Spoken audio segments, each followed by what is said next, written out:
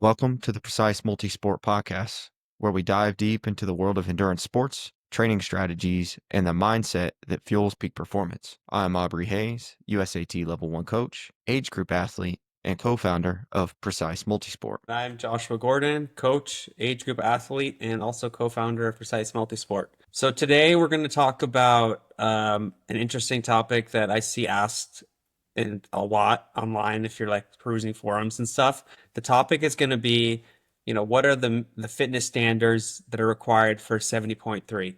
And so a lot of this interest comes from the fact that people don't know if they're ready.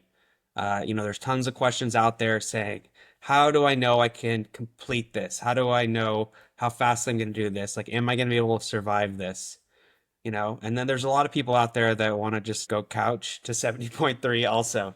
And so, I mean, I think that's not a good idea. We'll talk a little bit about that. So, yeah, in today's episode, we're going to just kind of talk about why this is a question that keeps coming up, and then our suggestions for, if you want to evaluate your ability, how you can think about this process and, get a good idea that have confidence going into race day, essentially. Yeah, kind of giving everybody a litmus test, right? Here's where you can check and see, are you up to the challenge? Or, some people may be okay with just meeting the minimum standard. But so that kind of jumps us into like compete versus complete. And so a lot of people, when you hear them sign up for 70.3, it's a bucket list item or even a full distance Ironman. But today we're talking about 70.3 bucket list item. I just want to finish.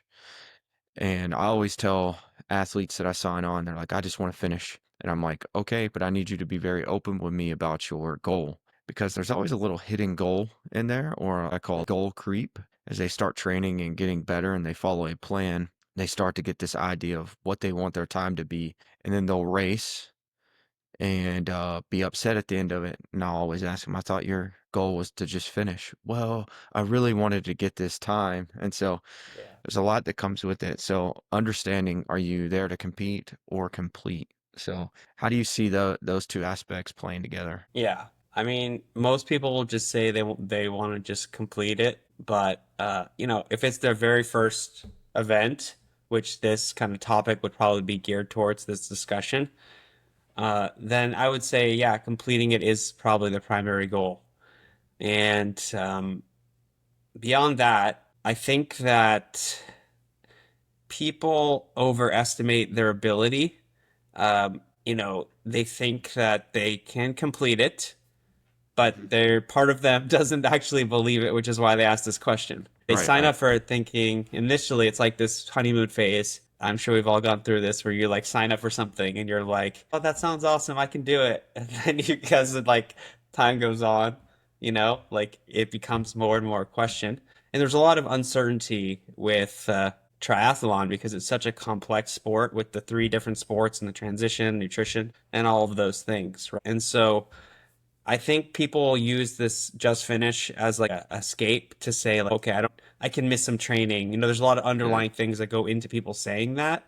yeah. And so like you were saying, like I think it comes down to like people need to be honest with themselves. Why are they saying they just want to finish? Is it because okay, that would make them happy, or they're kind of using just finishing as a scapegoat for underperformance? Yeah. Giving them the out to, well, I'm just doing it to finish. So I don't really need to do these hard runs because I'm not trying to be a fast runner. I just want to run.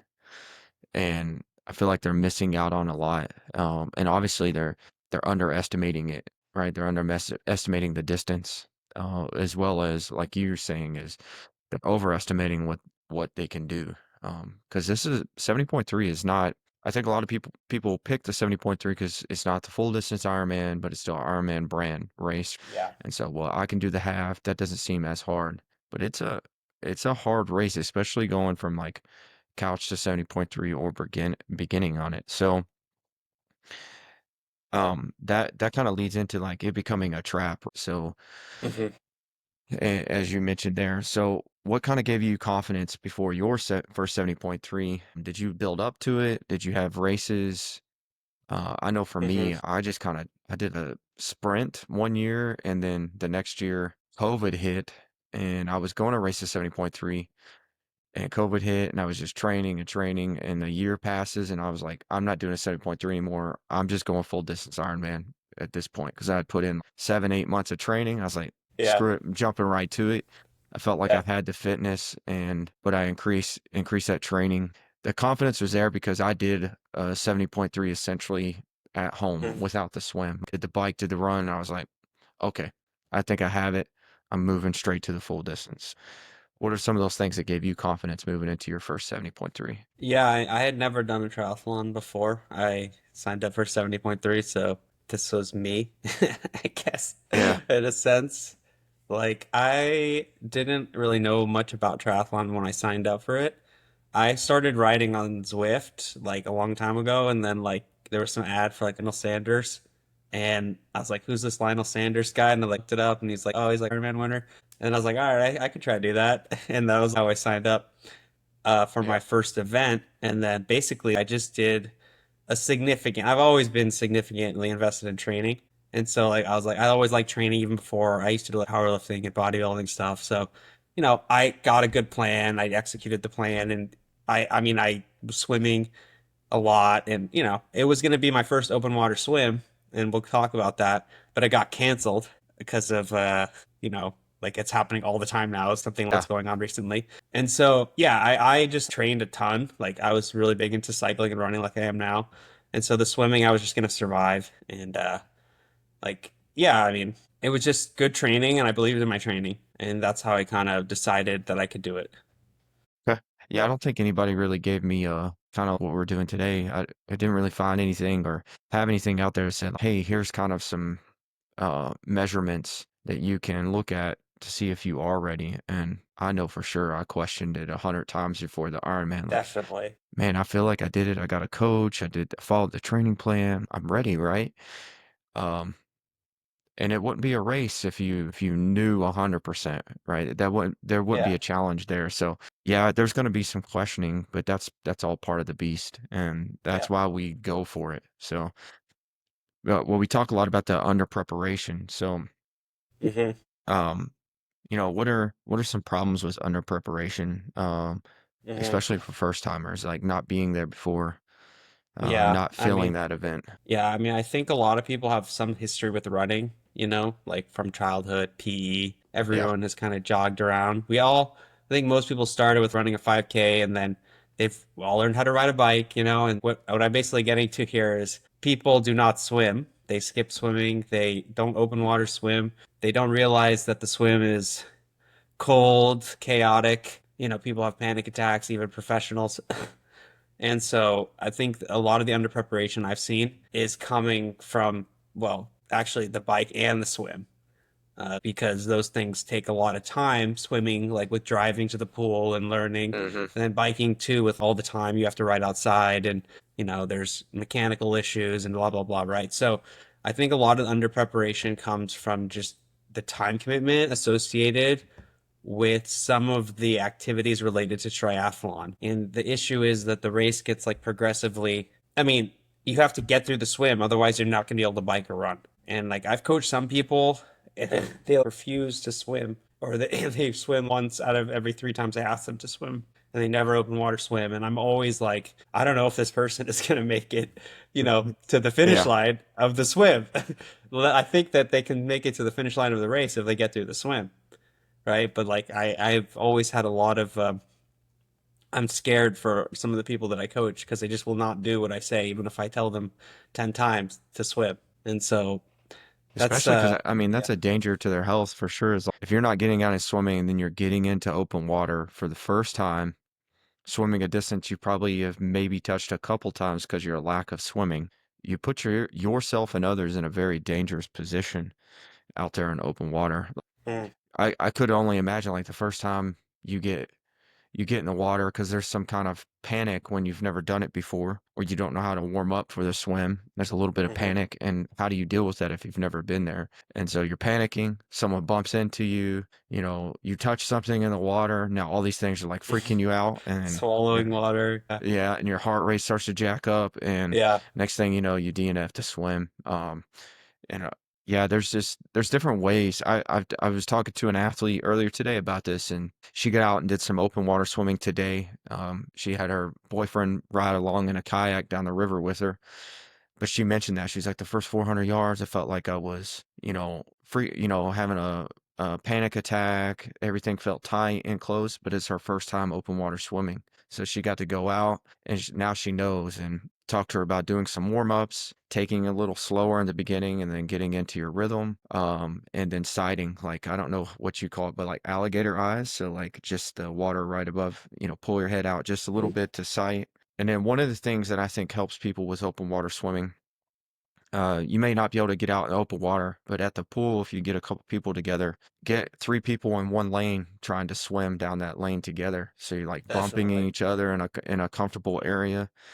So there's a lot of things you can do to prep for that open Yeah. water, but it takes getting in the pool. So if you're not Yeah. getting in the pool, it ain't happening. So So, yeah, we've talked about this before, I think. I don't know if it's on this podcast, but do we think that there should be some sort of minimum proficiency requirement for swimming? Oh, you should have to prove that you can swim an Olympic distance, mm, before you can like sign up. Because like we have USA Triathlon, right? And I know they right. don't want to like gatekeep triathlon, but there should be some I mean, sometimes I think there should be some sort of like prerequisite, for certain events.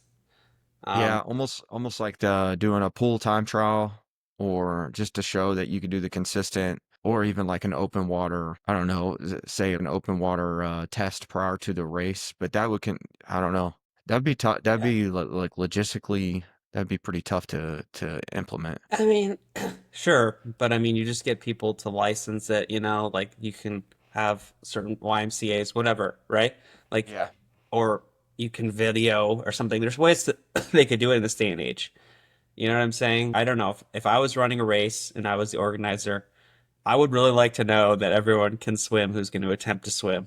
But I mean, that's not the topic of this conversation, but it's just you should probably think in your mind, and we'll talk about what that is later, I think, in this episode. I Yeah, think we we can gotta. move on to like how we can talk about quickly here about like for the 70.3, for those people who don't know, there's actually cutoffs, like intermediate cutoffs in the race itself. So starting at the end, from the beginning to the end, like you have to finish from the time you start in 8.5 hours. So it's 8.5 hours for 70.3 and it's 17 hours for a full Ironman. So that's why there's always those videos, people finishing like at 1 o'clock in the morning because they've been out there all day. But beyond that total time, you can't just like take 3 hours to swim. So starting from the time you go enter the water, and this kind of actually depends on the race itself. Like some of the races are at the clock kind of at different times, but the general rule is it's like 70 minutes for a 70.3 swim. And that equates to something like 3 minutes per 100 meters or something like that, I think. A little more than that because it's like 1900 meters times 3 minutes. Yeah. So, or maybe it's a little even slower than that, 310, 320. But it's, then once you get out of the water, you have like another up to 5.5 hours to finish the bike. And at some races, they'll cut you off if you don't make it to halfway, right? They'll cut you off part of the way. And so you basically have to continue to maintain a certain minimal pace. And you can calculate what that pace is for the swim and the bike and the run. So But that's it's five and a half actually, yeah. hours overall time, right? From like the start of the swim to finishing the bike. Okay. Yeah. And there could be intermediate cutoffs at 28 miles or something like that. If you're not at 28 miles by 3.5 hours or something like that, they could cut you Gotcha. off there and like put you in the sag wagon. That happens, man. Like Yeah. people, especially if it's like super duper cold, people take 45 minutes in transition one. Have you heard of that? Like they're like Yeah, warming man. tents and like, but I yeah. So yeah. the cutoffs like are very important for the minimum fitness requirement, obviously, because like if you can't maintain a certain pace, like on the bike, the swim and the bike and the run for those distances, right? You're not going to meet the cutoff. Now, I would say like 95% of the people can easily beat the cutoff, right? I mean, in terms of their baseline fitness. Do you agree with that? Yeah, 100%, because those are the cutoffs are pretty easy to hit, I think. But it's whether it's whether you can hit them comfortably. If you feel like crap because you're out there for 8.5 hours, that seems miserable. But yeah, Yeah, I think so. I think that's about right. Yeah. But what's important is, and kind of one of the things highlighted is that getting off the bike with enough time to actually finish the run. So, Hmm. and that means being good in T1 because and T2, you already mentioned people in there for 45 minutes. Sometimes I feel people bring the entire house and the kitchen sink with them to transition to, and they're changing, they're hanging out. You don't have time in transition to do all that. I've never understood that. Less is more when it comes to transitions for sure. Yeah. Yeah, I mean, chasing the cutoff is something that people do. They're just out there to enjoy themselves, which is Yeah. completely, I think it's a little bit different than the minimum fitness standard. Like, if you know that you can comfortably bike like 18 miles an hour, you're going to have plenty of time, right? And so people can just relax if they're not in this race, they just want to enjoy themselves. Yeah. So, but if you're going to be like pushing the limit, you should not be diddle dallying in transition for sure. Because Yeah, then that's you where you could want be to make less up some fit. time. Yeah, Yeah. exactly. Mm. So we've talked through the compete versus complete, and then under preparation, and then knowing those cutoffs. So with all of that, we jump into those minimum experience benchmarks that you talk about and what people need to have to get into racing. So this is our opinion. This is what we feel is kind of those minimum benchmarks. You could take it or leave it. It's up to you. We're not here to say that you can't compete if you don't do these things, but this is just something that we've come up with. So completing at least one short course triathlon. I think you and I both kind of, uh, Do as we say, not as we do. yeah, yeah. But I will say that I did my own in practice, and that's Hmm. one way you can do it. It doesn't always have to be a sanctioned triathlon, right? Like, Yeah. show up to the pool, do a swim, have your bike with you, jump on your bike, go ride, run. Hey, I did a sprint today. I think most people could probably do a standalone sprint, you know. Even if it's a soft transition, like you take a swim and then you get on the spin bike in the gym and then run on the treadmill. Like I think 99% of the people have access to that kind of indoor triathlon. And heck, it's like, what is that, like Super League? They do that. That's like a Yeah, real triathlon. essentially.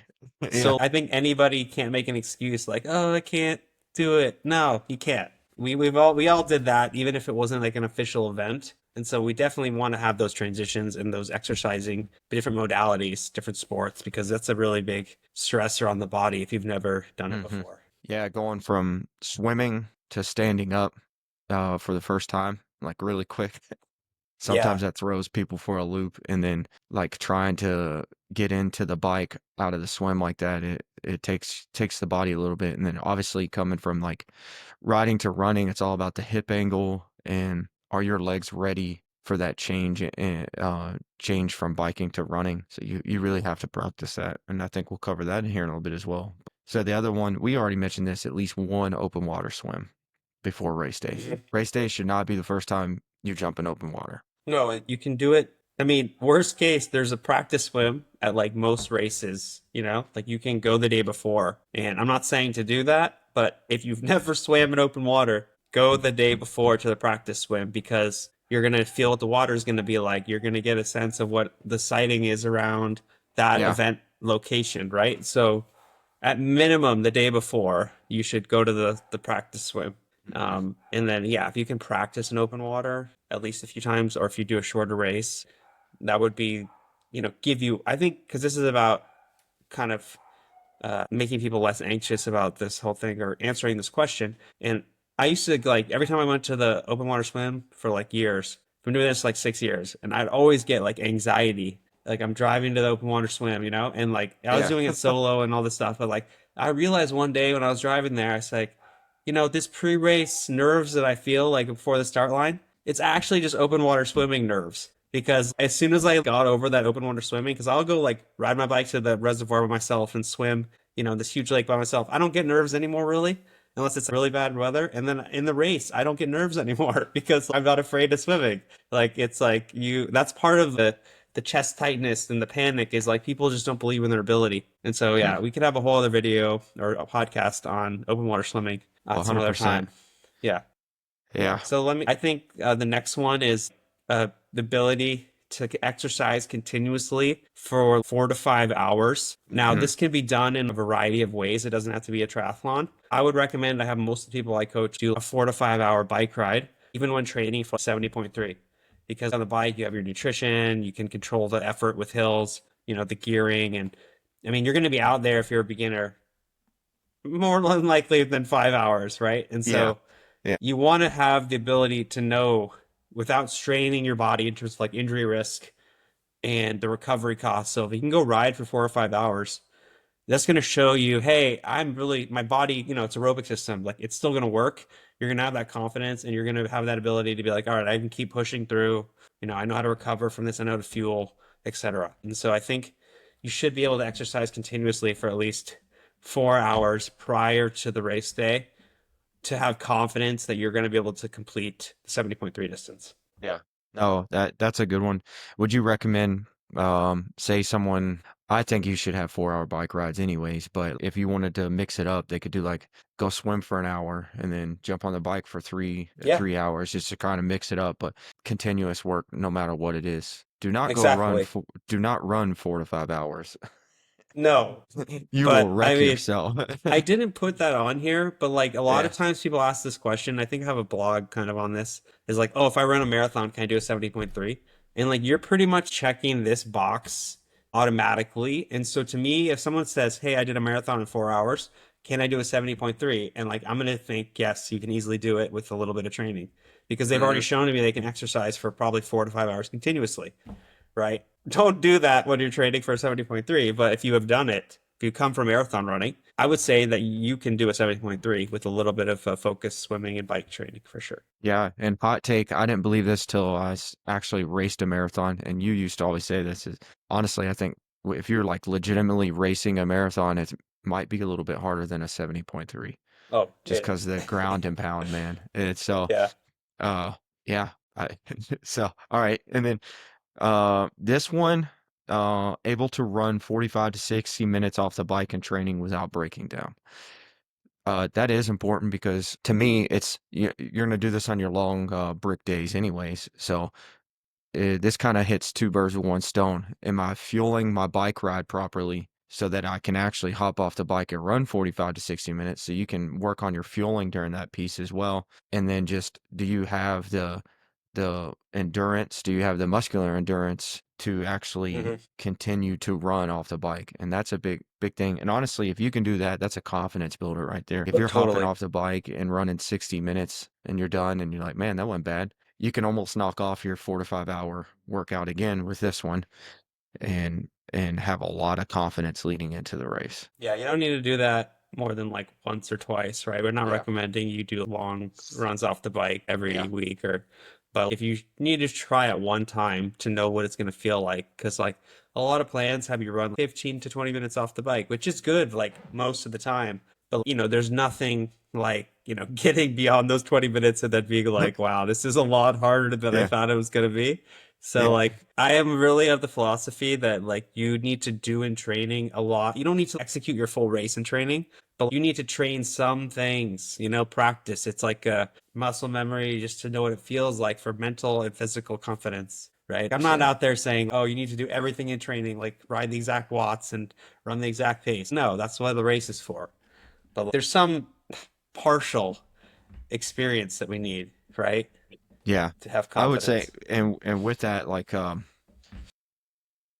you say at least once. So like you could tell, like if you've only done the 20-minute bricks off, 25-minute bricks off, and that's all you ever did, which is what I schedule most of my athletes. And then as we get closer in those peak weeks, we do that 45 to 60-minute off. But if that's all you ever do in the race, you're going to get off the bike and you're going to hit 20 minutes and your body's going to go, holy crap, we've never been here before.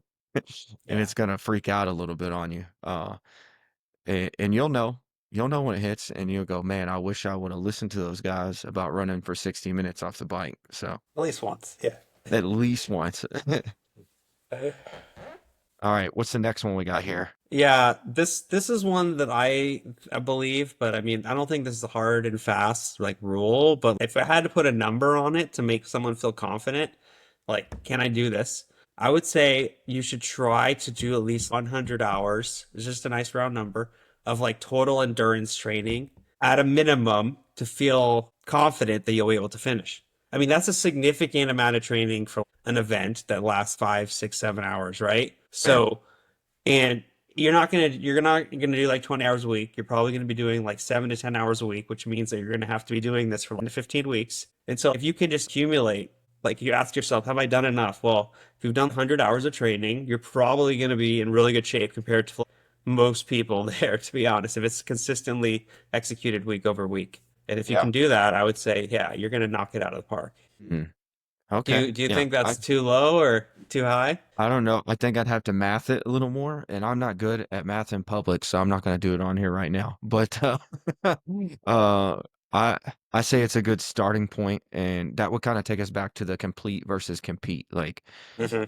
I would say yeah for complete 100 hours, but if you're looking at a time specific goal, you're definitely you're definitely going to have to put in more than 100 hours. And this Yeah. comes back to consistency too. So we're talking about people doing their first 70.3, but after you guys get through your first 70.3, don't just stop training.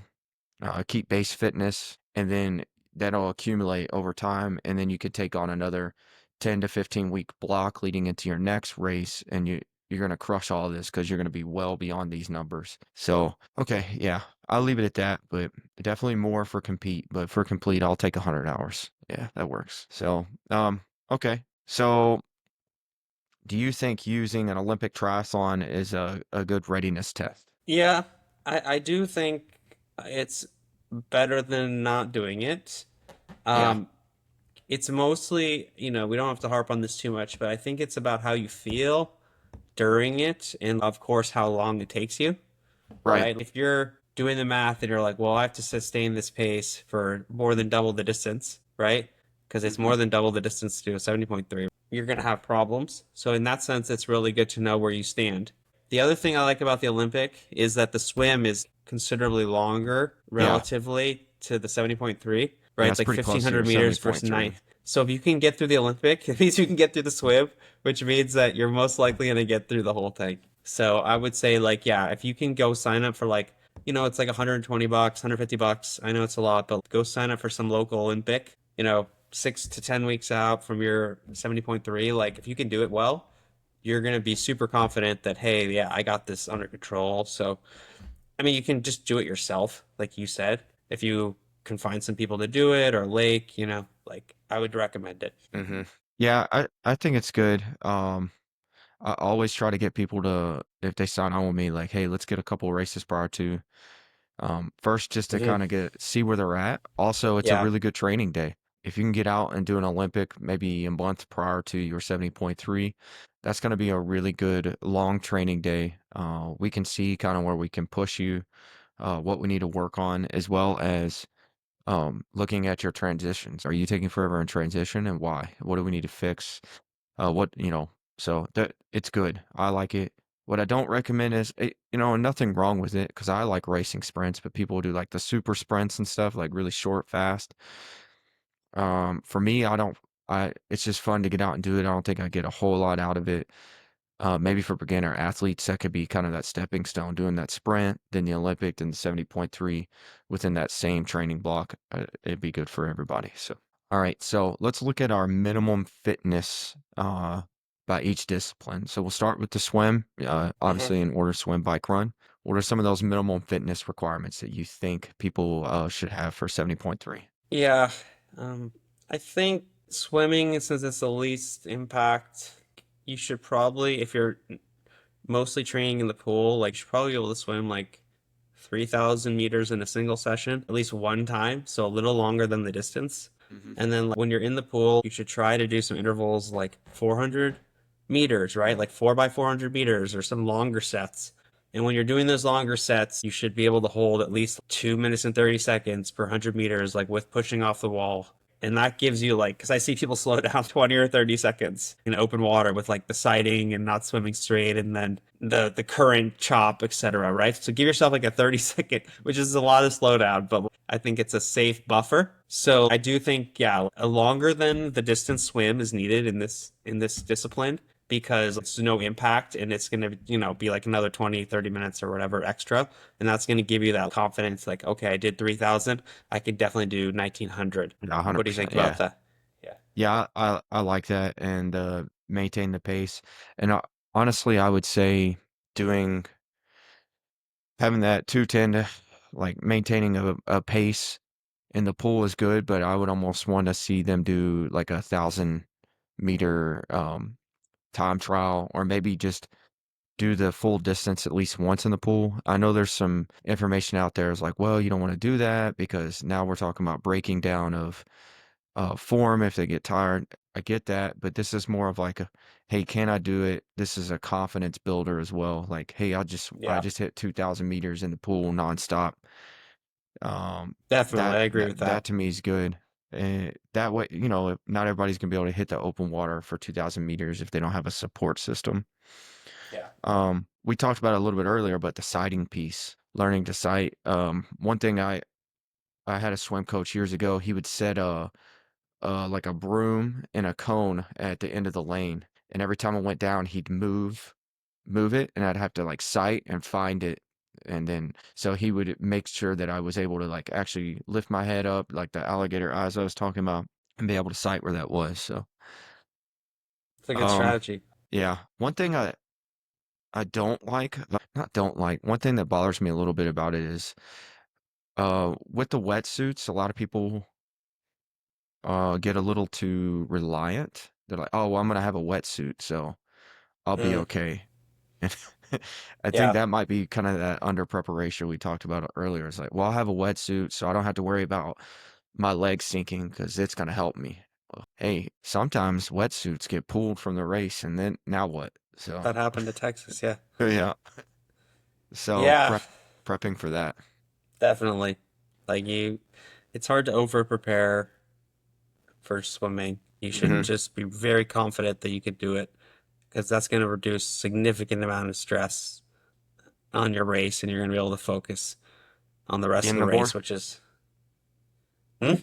oh, sorry, yeah, the more you swim, Yeah, like that over distance, the better you're gonna feel getting out of the water, which improves yeah, your bike. You come out just absolutely smashed because of stress and all the other yeah, things, and then fight like your bike is gonna be shit.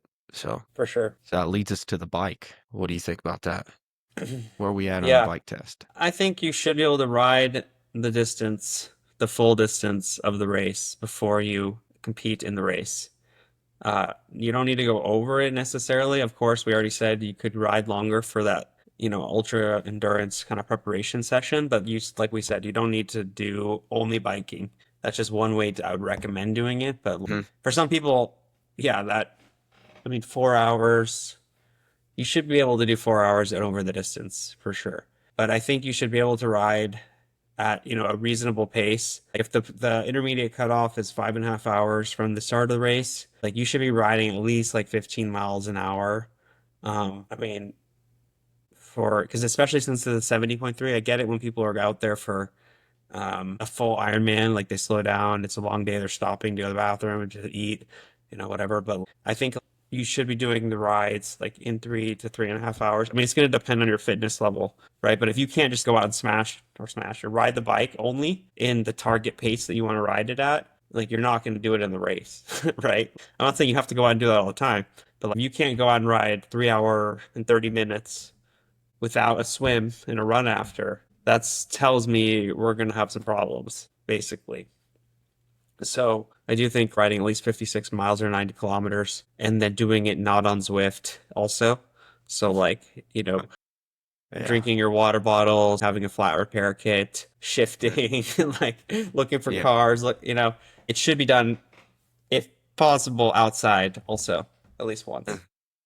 Yeah. And you bring up a good thing. It's like a flat repair kit. Um, if you don't know how to change a flat, there's a lot of bike shops that'll put on courses for it. There's also like tri clubs probably in your area that do these hey beginner triathlete things, Hmm. but learn how to repair a flat because it's just you out there. You're not a pro. You're not gonna get a cool moto to follow you around and throw a wheel on for you. It doesn't happen. So Yeah.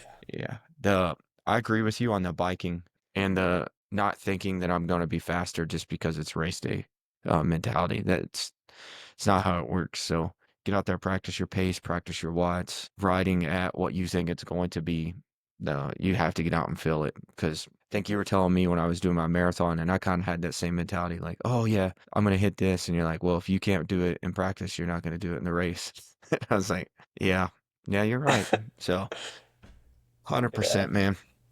Yeah. So that leads us into running. So the last discipline, running 10 plus miles in training. I agree. I agree with that, but I also think that a half marathon isn't that far, and I don't think it puts that much stress on the body. So this one, I really think people should be doing over distance, at least once Mm. or twice leading up to it. Especially if it's like at an aerobic, like easy effort, right? Yeah. Like not at like half marathon pace. Your half marathon in the Ironman is going to be already probably 20 to 30 seconds on a good day slower than your open marathon per mile. Right? And then these long run over distance can be 2 minutes slower than your half marathon pace, Hmm. right? Like per mile and be a really good stimulus. But these people might not even know they can run a half marathon. So, I mean, complete beginners to 70.3. So there's a lot out there that says, "Oh, don't run, don't go too far because you could injure yourself," right?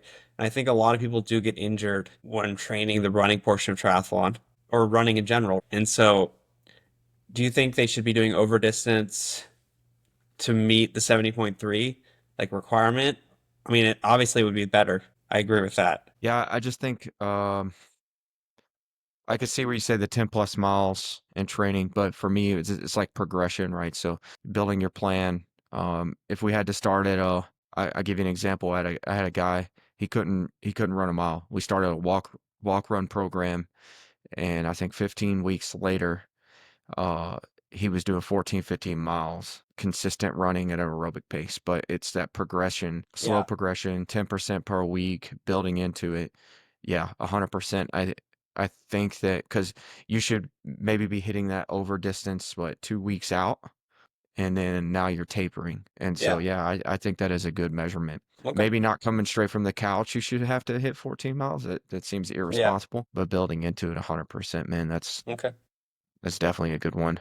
And then obviously the last little thing on here with running is understanding how to hydrate and fuel while fatigued, what your body needs, right? Yeah, most people don't necessarily know how to fuel when they run. It's kind of easier on the bike, Hmm. but like running, it's you have to carry everything and the gels and yeah, it's there's not we talked about that last week or week before, like you need enough fluid, right, as Hmm. well. And Yeah. so you need to practice all that. And like a treadmill might be a good way to do that because it's all like right there. You can do can have everything laid out for you. I used to do when I was a beginner, I used to do a lot of treadmill, like just to get the hang of everything. Yeah. And I don't do it anymore. But like back then, it was super valuable to like just know, okay, I can quit right now if I need to quit, right? Just like Yeah. press the stop or pause button. Now I'm like, all right, I'm 10 miles from home. I'll make it back somehow. Like, I'll make it back. I'm confident. But back then, I was like, dude, I don't know if I can make it another 5 minutes. So I'm just gonna like have a bailout, or just run like half a mile loops around the park until you can Yeah. just bail out whenever you're about to crack. I will say what I do is I found a loop around my neighborhood, so the 1 to 2 mile loop, and I set up a table in my driveway, or I use the bed of my truck, and I'll just put like nutrition and stuff. And That then that works. way, every 30 minutes, I just swing by just like it's a water stop on a run and just hammer nutrition, boom. It seems repetitive, but honestly, it helped me quite a bit with learning how to fuel, how to grab stuff. I started playing a game in my head. How fast can I get this through? It's little things like that. And it may seem silly, but man, just going through the motion and doing that helps so much. Because you'd be surprised how many people don't know how to like, take the little cup and pinch the cup and drink the water, right? Or just be like, we talk about Christian Bloomfield, just like shoving water in your face. It's Yeah. what works for you, but you're never going to know until you practice it. So that's something that I do that has helped me quite a bit is just create those loops and set up my own aid stations essentially. So we talked about all of that and we're trying to give some guidelines or an overview of what we just said. So like our training Hmm. load guidelines. So 6 to 8 hours a week, 6 to 8 hours a week for several months for like a base build. Long rides, 2.5 to 3.5 hours. Talking about doing long runs, so 90 minutes. I would say, as they get closer, especially if there's somebody that runs maybe a little slower, when we talk about over distance for like 14 miles, don't go over 2.5 hours. Like that should be your Yeah. cut. cut off 2.5 hours. Anything over that, you're like really taxing your CNS, and it might take longer to recover, and you won't get as much out of it. 2 to 3 brick workouts during the build. I try to add. That's a good base, but I try to add like 2 a week for my athletes, like just consistent, and then 100 hours of training before race day. So I I think agree with those are all all, that. yeah, those are all good guidelines. So if you guys want to write that down and tell us how that works for you, you just let us know. And so now that we have guidelines, what are some, you're asking us, like, what are those red flags at the show that you're not ready? What do you think? Yeah. Basically, the first one is repetitive, but if you can't swim for like 500 meters without stopping, or like holding onto the wall, standing, you're gonna have a bad time even with the wetsuit. And it's putting yourself and others at risk. And that goes into the, no, if you've never done any open water swimming, that's also a big red flag to me. Like if I was coaching you, I would say there's a high likelihood you're not gonna make it through the first part of the race, and therefore you're not gonna finish. Um, and then, yeah, I guess I'll just say what the other ones I think are like Yeah, hit it. if if you've never done a ride like longer than 30 or 40 miles, or, even like 2 hours long, right? You think, oh, I've only done 2 hours in training, or you've never ridden outside. To me, that screams you're gonna have problems. You're gonna be like in pain, your hands are gonna be numb, like you're gonna have chafe. I mean, there's so many things that can go wrong. So not having enough riding experience. And then, yeah, if you don't ever practice transitions and doing like swim to bike or bike to run kind of work, bricks, or just transition runs, those kind of things, like you could cramp up almost immediately. You see it all the time. Like people just like they run for like 500 yards or whatever meters, and then they just like walk for like Hmm. 20 kilometers. Right Yeah, after that, they're just like, oh, my hamstring, or their yeah, yeah, stomach is totally messed up from running after riding, right? Because they messed up the 4-1-1 rule, the four that we talked yeah, about, right? Like, yeah. so like if you've never done any of that, if you don't practice fueling, etc., like I think you should really be doing all those things in the two. You can even do a lot of them in like the last 2 weeks if you absolutely had to. If you're listening to this and you're saying, okay, I haven't done any of that, do it. Do Yeah. it now. Get it in Yeah. your plan and make it happen. Yeah. So some closing thoughts, takeaways. So one of them, you don't have to be a beast. You don't have to go out there and be the next Olympic champion, but you need to have respect for the distance. Um, yeah, 70.3 it's not easy. It takes work to get there, even though it's half an Ironman. It is still essentially like an ultra distance race, and it takes, Definitely is. yeah, it takes 5, 6 hours, 7 hours for some people, and that's a long time to be out there. So do yourself justice and respect the distance and train for that distance. So then I think being consistent with your training is like probably the most important thing. Even if you're not hitting every single session correctly, or if you're doing 80% of the sessions or more, like you're gonna have this rhythm and you're gonna have confidence in your body. And psychologically, you're gonna say, okay, I've done all this work. That's getting a lot of the day is like 90% mental, right? To believe that you're able to do it, to push through the pain and the discomfort that's going to definitely come, because it's going to be the longest you probably ever exercise in your life. It's going to be some dark moments for a lot of people, I think, go through. Oh yeah. So you need that mental spark, to say, I've done all this work, I can do it. So consistency it goes a long way. Like, yeah. And then lastly, if in doubt, simulate it. So do race rehearsals. We talked about it. You can join local races to do race rehearsals, or you can set up your own at home. Set up transition points at home. So don't just get off the bike, lollygag around, and then put your shoes on and run. Set up that transition spot. How do I come back? How do I set my shoes to get them on faster? Do I use a hat to carry all my stuff in out of transition? Like, there's a lot of little things that you can do, and it just simulate it, man. Just go out, swim out in open water. If you live near the course, go to the course, run and ride the course, see what it's about. So there's a lot you can do to prepare yourself. If there's one piece of advice that I would have is to, just do the work. day in and day out. Do find the training. There's a lot of free plans. We can, help you build a plan. We have free plans on our website. And so essentially what I would say if someone's like coming to me, because people come to me and say, can I do this? Like I've had that question many times since I started triathlon. People know, hey, you're that triathlete guy. I'm like, I ask you, say, what are you doing now? Like, can you show me that you can do this, right? Like, what is the work that you're doing now? And if they show me like, okay, yeah, I'm like an elite marathon runner, I train 6 days a week. I'm like, dude, you can do this, right? So the people that are consistent and like know how to execute day in and day out, recover, fuel, and repeat, you're going to be successful. So I think that's like the number one indicator to me that someone is going to be able to knock this out of the park. Great conversation today, talking about what it takes to race a 70.3. In closing, all PM coaches are taking new athletes. If you're looking for running, triathlon, and strength training programs, click the follow button on the podcast or on YouTube. And then you can submit questions next week, precisemultisport@gmail.com or at precisemultisport.com/contact us. There's also a link at the bottom of the podcast where you can send us a text directly. Thanks, guys, for joining us today, and we look forward to seeing you next week.